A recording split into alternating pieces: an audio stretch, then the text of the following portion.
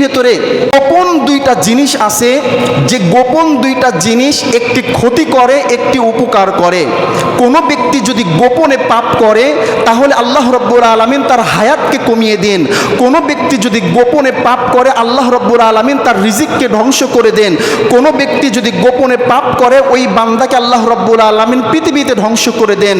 আর কোনো ব্যক্তি যদি গোপনে আল্লাহর ইবাদত করে, কোনো ব্যক্তি যদি গোপনে আল্লাহর দান সদকা করে, কোনো ব্যক্তি যদি গোপনে আল্লাহ রাব্বুল আলামিনের কাছে তার পাপের কথাটা যদি প্রকাশ করে, আল্লাহ রাব্বুল আলামিন তার রিজিক বাড়িয়ে দেন, আল্লাহ রাব্বুল আলামিন তার সম্মান বাড়িয়ে দেন, আল্লাহ রাব্বুল আলামিন তার জীবনের যত মুসিবত আছে সকল মুসিবত থেকে তাকে বাঁচিয়ে দেন। সুবহানাল্লাহ। তার মানে কি, গোপনে আপনি যেটাই করবেন, গোপনে যদি পাপ করেন আল্লাহ রাব্বুল আলামিন গোপনে আপনাকে ধ্বংস করবে। আর গোপনে যদি আল্লাহ রাব্বুল আলামিনের অন্তর খুশি করাতে যদি পারেন, আল্লাহ রাব্বুল আলামিন গোপনে আল্লাহ রাব্বুল আলামিন আপনাকে উন্নতি করে দিবেন।